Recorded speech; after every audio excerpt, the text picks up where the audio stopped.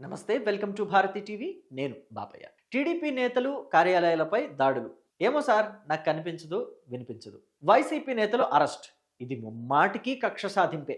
ఈ వీడియోకి నేను టైటిల్ ఇదే పెట్టాను. అంటే తమ్నెల్లో కూడా మీరు చూసినట్లయితే టీడీపీ నేతలు కార్యాలయాలపై దాడులు అని చెప్పేసి అంటున్నప్పుడు ఏమో సార్, నాకు కనిపించదు, వినిపించదు అని ఉండవల్లి అరుణ్ కుమార్ అంటున్నట్టు. అలాగే వైసీపీ నేతలు అరెస్ట్ అనగానే ఇది ముమ్మాటికి కక్ష సాధింపే అని చెప్పేసి ఉండవల్లి అరుణ్ కుమార్ అంటున్నట్టు. అంటే ఒకే మనిషి రెండు విధాలుగా మాట్లాడుతున్నట్టు. రెండు నాల్కల ధోరణి అంటారు కదా, ఆ రెండు నాల్కల ధోరణిని ఆయన ప్రదర్శిస్తున్నట్టుగా నేను ఈ వీడియో థంబ్నెయిల్లో కూడా పెట్టాను. ఎందుకు అలా పెట్టాననేది మీకు పూర్తిగా తెలియజేస్తాను. నిన్న ఆయన రాజమండ్రి సెంట్రల్ జైల్లో రిమాండ్ ఖైదీగా ఉన్న అంబటి రాంబాబుని పరామర్శించారు. పరామర్శించిన తర్వాత అంటే జగన్మోహన్ రెడ్డి భాషలో చెప్పాలంటే మిలాఖత్తులో ములాఖత్ అయ్యారు. ఆ మిలాఖత్తులో ములాఖత్తులు అయిపోయిన తర్వాత బయటకు వచ్చి మీడియా ఎదుట మాట్లాడుతూ కొన్ని కీలకమైన వ్యాఖ్యలు చేశారు. అవి ఎలాంటి వ్యాఖ్యలు అంటే, అసలు తెలుగుదేశం పార్టీ కావచ్చు, లేకపోతే కూటమి సర్కార్ కావచ్చు, వీళ్ళంతా కూడా వైఎస్ఆర్ కాంగ్రెస్ పార్టీ నేతల మీద కక్ష సాధింపు చర్యలకు పాల్పడుతున్నారు అని చెప్పేసి అన్నారు. అలాగే దాడి చేసిన వాళ్ళేమో స్టేషన్ బెయిలు, దాడి చేయించుకున్న వాళ్ళకేమో జైలు అని చెప్పేసి కూడా కామెంట్ చేశారు. సో ఎప్పుడైతే ఉండవల్లి అరుణ్ కుమార్ ఈ కామెంట్ చేశారో తెలుగుదేశం పార్టీ వాళ్ళంతా, అలాగే కూటమి సర్కారులోని వాళ్ళంతా చెప్తున్న మాట ఒకటే, ఉండవల్లి అరుణ్ కుమార్కి అల్జిమర్స్ వచ్చిందేమో అని చెప్పేసి. అల్జిమర్స్ అంటే తెలుసుగా, మనం ఏం మాట్లాడుతున్నామో ఏం చేస్తున్నామో ఏమీ మనకే అర్థం కాదు, అంతా మతిమరుపే ఉంటుంది. సో ఆ మతిమరుపులో ఏమైనా మాట్లాడొచ్చు. ఆ మొత్తం గతమంతా మర్చిపోతాం కాబట్టి ఇప్పుడు మనం మాట్లాడే మాటలకి గతానికి పొంతన కూడా ఉండదు. సో ఈ అల్జిమర్స్ అనే వ్యాధి ఉండవల్లి అరుణ్ కుమార్కి వచ్చిందేమో, అందుకే ఆయన ఇలా మాట్లాడుతున్నారు, గతం మర్చిపోయానని చెప్పేసి తెలుగుదేశం పార్టీ వాళ్ళు, జనసేన పార్టీ వాళ్ళు, భారతీయ జనతా పార్టీ వాళ్ళు కూడా ఇప్పుడు మాట్లాడుకుంటున్నారు. సో ఇక ఉండవల్లి అరుణ్ కుమార్ గురించి కనుక తీసుకుంటే, ఆయన సీనియర్ పొలిటీషియన్, మాజీ ఎంపీ. సో మరి కాంగ్రెస్ పార్టీలో సీనియర్ నేతగా కూడా పనిచేశారు. ఆ పార్టీకి కూడా రాజీనామా చేసి, అసలు ఏ రాజకీయాలు నాకు పట్టవు, నేను కేవలం రాజకీయాల విశ్లేషణని మాత్రమే చేస్తాను, క్రియాశీలక రాజకీయాలు ప్రస్తుతం ఏం జరుగుతున్నాయో వాటి మీద మాట్లాడుతూ ఉంటానని చెప్పేసి మాట్లాడుతూ ఉంటారు. కానీ పూర్తిగా ఆయన మాత్రం వైఎస్ఆర్ కాంగ్రెస్ పార్టీ వైపే మాట్లాడతారు. ఇది అందరికీ తెలిసిన విషయమే.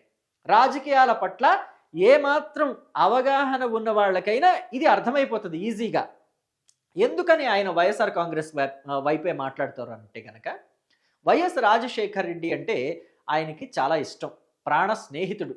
మరి ప్రాణ స్నేహితుడు కొడుకు మీద ఆప్యాయత, అనురాగం, అనుబంధం, ప్రేమ, పాశం, బంధం ఇవన్నీ ఉంటాయి కాబట్టే వైఎస్ జగన్మోహన్ రెడ్డి అలాగే వైఎస్ఆర్ కాంగ్రెస్ పార్టీని సమర్థించడానికి, ఆ పార్టీ ఎన్ని తప్పులు చేసినా కానీ అవి తప్పులేగా, చచ అసలు అవి పెద్ద తప్పులేనా, అవి కూడా తప్పులేనంటారా, వాటిని తప్పులు అనరు, జస్ట్ చిన్న చిన్న పొరపాట్లు అంటారు అంతే అని చెప్పేసి ఆయన శైలిలో ఆయన వాటిని సమర్థిస్తూ అవి మంచి పనులుగా చిత్రీకరిస్తూ ఉంటారనమాట. సో వాటి మీదే ఆయన రాజకీయ విశ్లేషణలన్నీ కూడా జరుగుతూ ఉంటాయి. తాజాగా కూడా వైఎస్ఆర్ కాంగ్రెస్ పార్టీ నేత అంబటి రాంబాబు ఎంత దుర్మార్గంగా మాట్లాడారు. ఒక ముఖ్యమంత్రి స్థాయిలో ఉన్న వ్యక్తిని లకారాలతో తిట్టడమే కాకుండా వాళ్ళ తల్లిదండ్రుల్ని కూడా కించపరుస్తూ, ఎవడొస్తాడో రమ్మను, చంద్రబాబు వస్తాడా, ఆడమ్మ మొగుడు వస్తాడా, రమ్మను చూసుకుందామని చెప్పేసి అతి దరిద్రంగా జుగుప్సగా మాట్లాడిన నేపథ్యంలో, తెలుగుదేశం పార్టీ వాళ్ళందరినీ కూడా రెచ్చగొట్టిన నేపథ్యంలో వాళ్ళంతా ఆయన ఇంటి మీద దాడి చేశారు. దాడి చేసిన తర్వాత మరి దాడికి కారణమైన వ్యక్తి, అలాగే ఈ రాజకీయ వైషమ్యాలు రెచ్చగొట్టిన వ్యక్తిగా అంబటి రాంబాబుని అరెస్టు చేశారు. అలాగే ముఖ్యమంత్రి, రాష్ట్ర ముఖ్యమంత్రిని అన్ని లకారాలు, అన్ని బండబూతులు తిడితే అరెస్టు చేయక ముద్దెట్టుకుంటారా? ఆ విషయం ఉండవల్లి అరుణ్ కుమార్కి తెలియదా? ఎంపీగా పనిచేశారు కదా, ఆ మాత్రం జ్ఞానం లేదా అని చెప్పేసి ఇప్పుడు తెలుగుదేశం పార్టీ వాళ్ళంతా ఆయన్ని అడుగుతున్నారు. మరి ఆయన ఏం సమాధానం చెప్తారో తెలియదు. కానీ ఆయన మాత్రం వైఎస్ జగన్మోహన్ రెడ్డిని సమర్థించుకునే క్రమంలో ఇంకేం మాట్లాడారంటే, దాడి చేసిన వాళ్ళకేమో స్టేషన్ బెయిలు, దాడి చేయించుకున్న వ్యక్తికేమో జైలా, ఇది ఎక్కడనే వెళ్ళేది, ఇది ఎక్కడ కొత్త న్యాయం, చంద్రబాబు ప్రభుత్వంలో మాత్రమే జరుగుతుంది కొత్త న్యాయం అని చెప్పేసి ఆయన మాట్లాడారు. అయితే ఆయనకు ఒక విషయం నేను గుర్తు చేయదలుచుకున్నాను, కొన్ని దృశ్యాలు కూడా దానికి సంబంధించి చూపెట్టదలుచుకున్నాను. ఇది తెలుగుదేశం పార్టీ కేంద్ర కార్యాలయంలో వైఎస్ఆర్ కాంగ్రెస్ పార్టీ కార్యకర్తలు దాడి చేసిన ఘటన. ఇదిగోండి, సజీవ సాక్ష్యాలు ఇంకా ఇంటర్నెట్లో అలాగే ఉంటాయి. అక్కడ ఉన్న ఎన్టీఆర్ బొమ్మకి ఎదురుగానే ఆ విధ్వంసాన్ని ఎలా సృష్టించారు అన్నది కళ్ళకి కట్టినట్టు ఇంకా ఫొటోస్ కనిపిస్తున్నాయి. మరి ఆ రోజు దాడి చేసిన వాళ్ళు ఏమైపోయారు? అలాగే తెలుగుదేశం పార్టీ కీలక నేత, ఆ పార్టీ అధికార ప్రతినిధి కొమ్మారెడ్డి పట్టాభి ఇంట్లో కూడా ఇంత దారుణంగా దాడి చేశారు. అలాగే మరొక పార్టీ కార్యాలయం గన్నవరం నియోజకవర్గం తెలుగుదేశం పార్టీ కార్యాలయం మీద ఇంత దారుణంగా దాడి చేసి విధ్వంసం సృష్టించారు. ఆ రోజు మరి ఎవరి మీద కేసులు పెట్టారు? ఎవరిని జైలుకు పంపించారు? ఎంతమందికి స్టేషన్ బెయిల్ ఇచ్చారు? ఎవరిని జైలుకు పంపించాలి, ఎవరిని జైలుకు పంపించారు? ఇవన్నీ ఉండవల్లి అరుణ్ కుమార్ మర్చిపోయారా? మర్చిపోతే ఆయనకి అల్జీమర్స్ సోకిందని అనుకోవచ్చా అనంటూ తెలుగుదేశం పార్టీ కార్యకర్తలంతా కూడా, జనసేన పార్టీ కార్యకర్తలంతా కూడా ఇప్పుడు ప్రశ్నిస్తున్నారు. అలాగే జనసేన పార్టీ కార్యకర్తల మీద ఆయన కాకినాడ ఎమ్మెల్యే, కాకినాడ రూరల్ ఎమ్మెల్యేను, కాకినాడ ఎమ్మెల్యేను ద్వారంపూడి చంద్రశేఖర్ రెడ్డి ఇప్పుడు మాజీ అయిపోయారులేండి. అప్పుడు ఎమ్మెల్యేగా ఉన్న క్రమంలో జనసేన పార్టీ కార్యకర్తల మీద ఎలా దాడులు చేయించారు? మరి వాళ్ళకందరికీ కూడా ఎందుకని శిక్ష పడలేదు? ఆనాడు దాడి చేయించిన వాళ్ళ మీద కనీసం స్టేషన్ బెయిల్ కూడా కదా, కనీసం కేసే లేదే అని చెప్పేసి జనసేన పార్టీ వాళ్ళు కూడా అడుగుతున్నారు. మరి అల్జీమర్స్ వచ్చిందా? అవన్నీ ఈయన మర్చిపోయాడా? ఉండవల్లి అరుణ్ కుమార్కి అల్జీమర్స్ రావటం వల్ల అవన్నీ మర్చిపోయి ఇలా మాట్లాడుతున్నాడా అని చెప్పేసి వాళ్ళు కూడా ప్రశ్నిస్తున్నారు. మరి ఉండవల్లి అరుణ్ కుమార్ తనకి అల్జీమర్స్ సోకలేదని, నాకు అన్నీ గుర్తున్నాయని, గతంలో కూడా చేసింది తప్పే, అదే తప్పు ఇప్పుడు వీళ్ళు చేస్తున్నారని చెప్పేసి అయినా అంటారా? లేకపోతే వైషమ్యాలు రెచ్చగొట్టారు కాబట్టే అంబటి రాంబాబుని అరెస్టు చేశారు, అది పూర్తిగా అంబటి రాంబాబు తప్పే అని చెప్పేసి నిజాన్ని తెర మీదకి తీసుకొస్తారా అనేది ఆయనే తెలుసుకోవాలి. అలాగే ఇవి మాత్రమే కాదు, ఆంధ్రప్రదేశ్ ప్రతిపక్ష నాయకుడిగా ఉన్న చంద్రబాబు, మాజీ ముఖ్యమంత్రిగా ఉన్న చంద్రబాబు ఇక్కడ జగ్గైపేట, నందిగామం మొత్తానికి అక్కడికి వెళ్ళినప్పుడు ఆయన మీద రాళ్లదాడి జరిగింది. రాళ్లదాడి చేసిన వాళ్ళ మీద కేసులు పెట్టి వాళ్ళని జైల్లో పెట్టాలి మామూలుగా అయితే చట్ట ప్రకారం అయితే. కానీ ఆ రోజు వాళ్ళందరికీ స్టేషన్ బెయిల్ ఎందుకు ఇచ్చారు? రాళ్లదాడి చేసిన వాళ్ళ మీద అసలు కేసులు పెట్టారా లేదా? అది కూడా డౌటే. అలాగే అంగళ్లలో చంద్రబాబు నాయుడు మీద ఏం కేసులు పెట్టారు? చిత్తూరు జిల్లా అంగళ్లలో ఒక పెద్ద రాద్ధాంతం జరిగింది, అందరికీ తెలిసిందే అది. ఆ రోజు చంద్రబాబు నాయుడు మీద కేసులు పెట్టారా? దాడి చేసిన వాళ్ళ మీద కేసులు పెట్టారా? ఎందుకు అలాంటి కేసులు పెట్టాల్సి వచ్చింది మరి చంద్రబాబు నాయుడు మీద? రాజకీయ వైషమ్యాలు రెచ్చగొట్టాడనే కదా మీరు ఆ రోజు కేసులు పెట్టారు. మరి ఆనాడు చంద్రబాబు మీద కేసులు పెట్టడం కరెక్ట్ అయితే, ఈనాడు ఉండవల్లి అరుణ్ కుమార్ మీద కేసులు పెట్టడం, అంబటి రాంబాబు మీద కేసులు పెట్టడం కూడా కరెక్టే కదా. మరి ఆ విషయం ఉండవల్లి అరుణ్ కుమార్ మర్చిపోతే ఎలాగా? అంటే అల్జీమర్స్ రావటం వల్లే ఉండవల్లి అరుణ్ కుమార్ ఇవన్నీ మర్చిపోయాడా అని చెప్పి తెలుగుదేశం పార్టీ వాళ్ళు ఇప్పుడు ప్రశ్నిస్తున్నారు.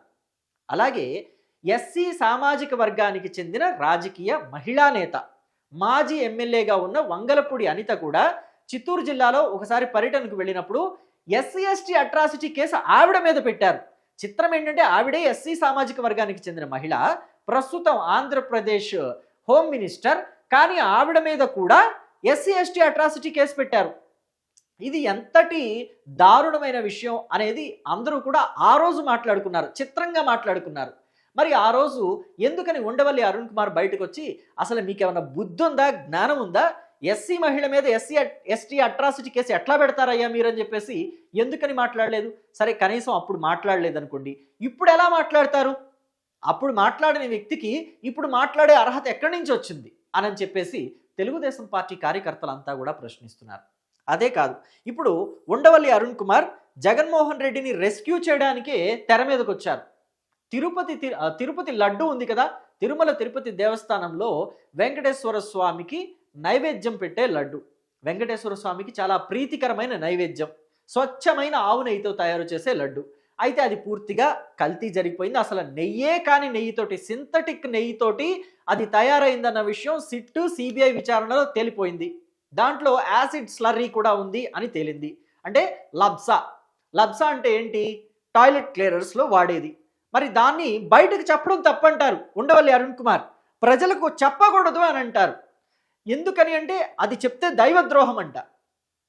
టాయిలెట్ క్లీనర్స్లో వాడే యాసిడ్ని తీసుకొచ్చి తిరుమల తిరుపతి దేవస్థానం లడ్డు తయారీ కోసం వాడే నెయ్యిలో కలిపారు, నెయ్యి లాంటి సింథటిక్ నెయ్యిలో దాన్ని కూడా కలిపారు, లబ్సాని కలిపారు అని చెప్పేసి చెప్పడం దైవద్రోహం అంట. అంటే దొంగతనం చేయడం తప్పు కాదు, పోలీసు ఆ దొంగని పట్టుకోవటమే తప్పు అన్నట్టుంది ఉండవల్లి అరుణ్ కుమార్ వ్యవహారం. అసలు అలాంటి లాజిక్ ఆయన ఎలా తీయగలిగారా అనేది ఇప్పుడు విచిత్రంగా మారింది. ప్రజలందరూ కూడా ఆశ్చర్యంగా చూస్తున్నారు. పైగా దానికి ఆయన ఒక ఎగ్జాంపుల్ కూడా ఇచ్చారు. బాత్రూంలో ఉండే కమోడు పింగాణిదే. మనం కాఫీ తాగే కప్పు కూడా పింగాణి కప్పే. మరి అప్పుడు మనం బాత్రూంలో కమోడుతో కాఫీ తాగుతున్నట్ట ఏమనుకోవాలి? ఇది ఎక్కడ లాజిక్కు అని చెప్పేసి ఆయన మాట్లాడారు. అయితే ఇక్కడ ఆయన కావాలని ప్రజల్ని తప్పుదోవ పట్టిస్తున్నారు అన్న విషయం క్లియర్‌గా అర్థమైంది. పింగాణినే, 2 పింగాణినే. మరి మీరు ఏ పింగాణితో తాగుతున్నారో మీరే చెప్పాలి అని చెప్పేసి తెలుగుదేశం పార్టీ కార్యకర్తలు ఆయన్ని ప్రశ్నిస్తున్నారనుకోండి, అది వేరే విషయం.